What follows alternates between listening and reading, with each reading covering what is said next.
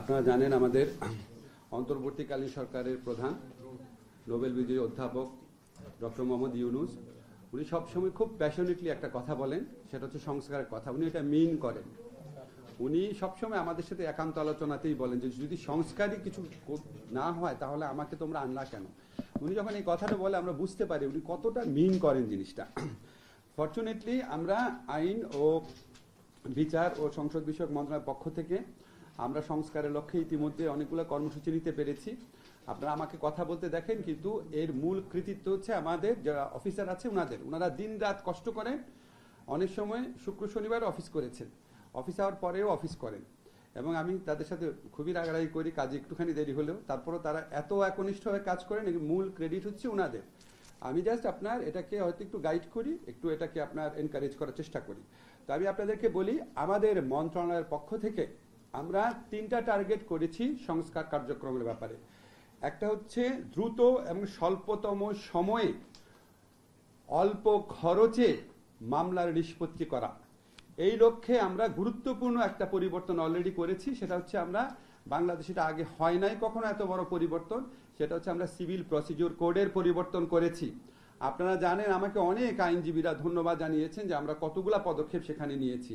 আপনারা তো জানেন সেই বিধানগুলো আর কি। সেকেন্ড হচ্ছে আমরা ফৌজদারি কার্যবিধির অ্যামেন্ডমেন্টের কাজ দ্রুত এগিয়ে নিচ্ছি। আশা করি আমরা আগামী 1 মাসের মধ্যে এটা আমরা আইন আকারে পাশ করতে পারবো। এটা নিয়ে আমরা একটা কনসালটেশন করেছি, আর একটা কনসালটেশন অতি দ্রুত করব। তো প্রথম লক্ষ্য ছিল দ্রুত এবং স্বল্প খরচে মামলা নিষ্পত্তি করা। এটার লক্ষ্যে আমরা সিপিসি এবং সিআরপিসির অ্যামেন্ডমেন্ট করেছি। সেকেন্ড যে লক্ষ্য সেটা হচ্ছে ন্যায় বিচার নিশ্চিত করা। এটা খুব কঠিন কাজ। ন্যায় বিচার নিশ্চিত করার জন্য আমরা ডিজিটালাইজেশনের কথা চিন্তা করছি। আমরা হাই কোয়ালিটি ট্রেনিং, আমাদের যে জাজদের যে ট্রেনিং কারিকুলাম আছে সেটার কোয়ালিটি ইমপ্রুভ করার কথা চিন্তা করছি।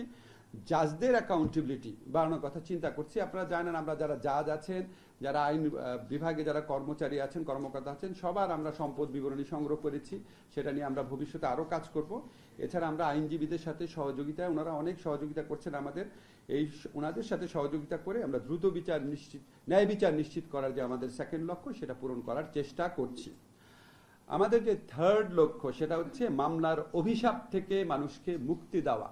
এই থার্ড লক্ষ্য পূরণ করার জন্যই আমরা আইনগত সহায়তা প্রদান যে সংস্থার অধীনে যেই সংশ্লিষ্ট আইনগুলো আছে সেই আইনগুলোর পরিবর্তন করতে যাচ্ছি।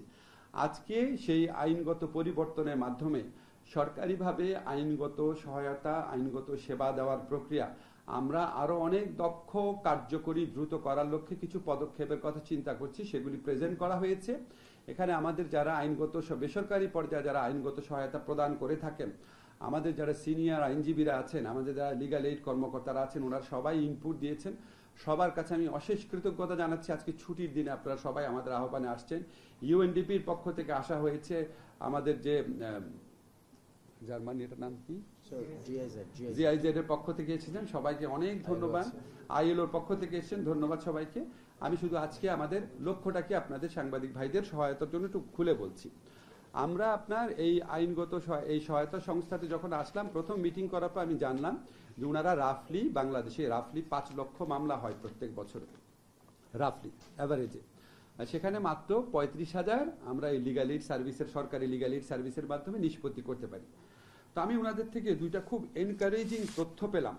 সেটা হচ্ছে কোর্টের তুলনায় সরকারি লিগ্যাল এইড অর্গানাইজেশনগুলো যে নিষ্পত্তি করে থাকে মামলা বিরোধের, সেখানে 1 সময় লাগে।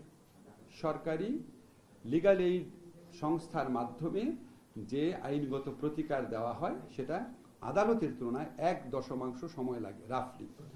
সেকেন্ড হচ্ছে এই সরকারি লিগ্যাল এইডের মাধ্যমে যে বিরোধ নিষ্পত্তি হয় সেগুলি 90% ক্ষেত্রেই তারা সন্তুষ্ট থাকে, তারা আদালতে যায় না। তখন আমার মনে হলো এটা একটা বিরাট অপরচুনিটি। আমরা যদি সরকারি আইনগত সহায়তা কর্মসূচিকে সম্প্রসারিত, আরো দক্ষ, আরো প্রাতিষ্ঠানিকভাবে সমৃদ্ধ করতে পারি, তাহলে আমরা সরকারি আইনগত সহায়তার মাধ্যমে যে আমরা মধ্যস্থতার মাধ্যমে মামলা স্বল্প খরচে স্বল্প সময় নিষ্পত্তি করছি, সেটার সংখ্যা 35,000, আমরা সেটাকে 1 থেকে 2 লক্ষে নিয়ে যেতে পারবো। 1 লক্ষ তো অবশ্যই পারবো, আমাদের টার্গেট হচ্ছে 2 লক্ষে নিয়ে যাওয়া। আপনারা চিন্তা করে দেখেন, যদি আল্লাহর রহমতে আমরা 2 লক্ষ মামলা এখানে নিষ্পত্তি করতে পারি, তাহলে প্রত্যেক বছর মামলা দায়ের পরিমাণ সেটা 40% কমে যাবে। তো এই জন্য আমার কাছে মনে হচ্ছে এটা একটা অপার সম্ভাবনার জায়গা। এখন এই ব্যাপারে আমার তো তেমন এক্সপার্টিস নাই, আমি এই জন্য আমাদের যারা আইন বিচার বিভাগের কর্মকর্তারা আছেন, জাতীয় আইনজীবী সংস্থার যে পরিচালক আছেন এবং মাসুদা ওখানে অনেক বছর ধরে কাজ করছেন, সবার সাথে কনসাল্ট করে আমরা আইনগতভাবে পরিবর্তনগুলো করেছি। পরিবর্তনগুলো কি কি? পরিবর্তনটা হচ্ছে মূলত আমরা যে জাতীয় আইনগত সহায়তা সংস্থা আছে, এটার আন্ডারে যে আইনগত সহায়তা দেওয়া হয়, প্রত্যেকটা জেলাতে একজন জাজ আইনগত সহযোগিতা দিতেন। তা আমরা সেটাকে 3 জন জাজে পরিণত করছি। 2 জন হচ্ছে এক্সিস্টিং জাজ যারা কর্মরত আছেন, আরেকজন হচ্ছে অবসরপ্রাপ্ত জেলা এবং ডিস্ট্রিক্ট জাজ।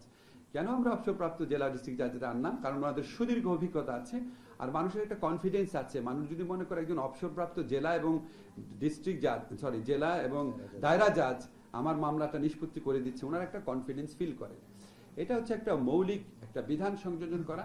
সেকেন্ড হচ্ছে খুবই ইম্পর্টেন্ট যেটা, সেটা হচ্ছে অনেকগুলো মামলা এখন কিন্তু আপনার মধ্যস্থতার জন্য যে আশা সেটা হচ্ছে ভলান্টারিলি করে পক্ষরা, কিন্তু আমরা বলছি কি মধ্যস্থতার জন্য আশাটাকে আমরা ম্যান্ডেটরি করে দিচ্ছি ছোট ছোট মামলার ক্ষেত্রে। যেমন আপনার চেক ডিজঅনারের মামলা 1 লক্ষ 1.5 লক্ষ টাকার মামলা থাকে। আমাদের যারা কৃষক সম্প্রদায়ের লোকজন আছেন, অসচ্ছল লোকজন আছেন, তারা অনেক অনেক ভোগান্তির শিকার হন এসব মামলার জন্য। সেগুলি তো আমরা মধ্যস্থতা করে শেষ করে দিতে পারি। পারিবারিক যে বিরোধ সেগুলি আমরা মধ্যস্থতা করে শেষ করতে পারি। কম্পাউন্ডেবল কিছু ছোট ছোট ফৌজদারি অপরাধ আছে, নামই কম্পাউন্ডেবল, আপোষযোগ্য। তা আপোষযোগ্য হলে আপনি ম্যান্ডেটরিলি আপোষ করতে আসেন, ম্যান্ডেটরিলি বা বাধ্যতামূলকভাবে যে আপোষ করতে যিনি আসছেন উনার কিন্তু মামলা করার অধিকার কেড়ে নেওয়া হচ্ছে না। উনি যদি মধ্যস্থতায় সন্তুষ্ট না হন উনি অবশ্যই মামলা করতে যেতে পারবেন। মামলা করতে তো যেতে পারবেনই, উনার যে তামাদি কয়েকদিন সময় মধ্যস্থতার জন্য ব্যয় হলো ওই সময়টাও উনাকে এক্সট্রা দেওয়ার বিধান থাকবে। কাজে আমরা মধ্যস্থতার জন্য আশাটাকে বাধ্যতামূলক করছি, মধ্যস্থতার রায় মেনে নেওয়াকে বাধ্যতামূলক করছি না। ঠিক আছে? কাজে এটা কারো কোনো অধিকার কেড়ে নেওয়ার ব্যাপার এখানে থাকছে না। থার্ড যে আমরা মেজর চেঞ্জটা করতে যাচ্ছি, এটা দুটাই মেজর চেঞ্জ। থার্ড আমরা মেজর চেঞ্জ যেটা করতে যাচ্ছি যে আগে লিগ্যাল এইডের যে সিদ্ধান্ত সেটা বাস্তবায়নে একটু অনিশ্চয়তা ছিল, এখন আমরা সেটাকে বলবৎযোগ্য করার মাধ্যমে এটাকে আরো নিশ্চিত করতে যাচ্ছি, যাতে এটা আপনার কেউ যদি একটা পক্ষ আমি মধ্যস্থতা মেনে গেলাম, সিগনেচার টিগনেচার করে গেলাম, কিন্তু বাস্তবায়নের সময় আমি সহযোগিতা করলাম না, ওই সহযোগিতাটা যেন পাওয়া সম্ভব হয় সেই ব্যবস্থাটা করতে যাচ্ছি। আপনাদের এখানে অনেক ভালো ভালো সাজেশন এসছে। আমরা কিছু সাজেশন আমার খুব গুরুত্বপূর্ণ মনে হয়েছে। একটা হচ্ছে রেফারেল, আমার এখান থেকে আমি প্রয়োজনীয় যারা মানসিক স্বাস্থ্য বা ফিজিক্যাল স্বাস্থ্যের বা অন্যান্য সহযোগিতা দেয় সেখানে রেফারেল করার বিধান সংযোজন করা। তারপরে আমাদের যারা বেসরকারিভাবে আইনগত সহায়তা দিচ্ছেন ওনাদের সহযোগিতা নেওয়া, এখানে আমরা এটার আন্ডারে MOU করতে পারি নাকি সেই সহযোগিতা দেখা। তারপর আপনার কিছু ডেফিনেশনাল চেঞ্জের কথা বলেছেন, সেটা আমরা অবশ্যই ভাববো।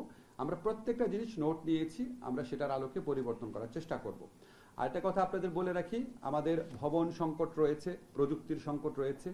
আমার একটা ব্যক্তিগত পলিসি হচ্ছে আমি কোনো বিদেশি সংস্থার সাহায্য নিতে চাই না।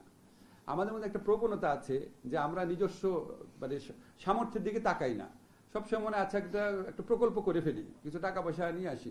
দরকার নাই। বাংলাদেশ সরকার এত পুয়ার না, বাংলাদেশ সরকারের সম্পদে এত সীমাবদ্ধতা নাই, আমাদের সম্পদের মাধ্যমে এটা করা সম্ভব। আমাদের এই অভ্যাসটা পরিত্যাগ করতে হবে। কিছু হলে একটা প্রজেক্টের কাছে যাওয়া, ওনাদের কাছ থেকে আমরা পরামর্শ নেব, আমাদের ওনাদের কাছে কোনো টাকা নিতে চাই না। আমাদের যদি কোনো জায়গায় লিগ্যাল এইড দিতে গিয়ে যদি আমাদের সমস্যা হয়, ভবন স্থান সংকুলন হচ্ছে না, আমরা ব্র্যাকের কাছে যাব, ব্লাস্টের কাছে যাব, প্রশিকার কাছে যাব, আপনাদের সাথে MOU করবো যে ভাই আপনি সপ্তাহে 2টা দিন আপনার বিল্ডিংটা যে ছুটির দিনটা আছে সেটা আমাকে ইউজ করতে দেন। আমরা এগুলিকে এক্সপ্লোর করি না, আমরা প্রথম এগুলি এক্সপ্লোর করব। আমরা আমাদের নিজস্ব সামর্থ্যের ভিত্তিতে ইনশাআল্লাহ আমাদের যে থার্ড অবজেক্টিভটা আপনাদের বললাম, মামলার অভিশাপ থেকে মানুষকে মুক্তি দেওয়া, সেটার লক্ষ্যে ইনশাআল্লাহ লক্ষ্য স্থির করেছি। 1 জুলাই থেকে কাজ শুরু করব। সবসময় আমি একটু কঠিন লক্ষ্য স্থির করি, লক্ষ্য স্থির করলে 1 জুলাই না হলেও অন্তত 15 জুলাইয়ের দিকে আমরা কাজ শুরু করতে পারবো ইনশাআল্লাহ। আজকে আমাদের যে হাজারো যে ছাত্র জনতা তাদের জীবনের বিনিময়ে, তাদের অসীম আত্মত্যাগের বিনিময়ে নতুন বাংলাদেশ গড়ার যে সুবর্ণ সুযোগ আমাদের কাছে এনে দিয়েছে, আমরা মনে করি মামলার অভিশাপ থেকে মানুষকে মুক্তি দিলে, ন্যায় বিচার নিশ্চিত করলে আমরা সেই লক্ষ্যে কিছুটা হলে অবদান রাখতে পারবো।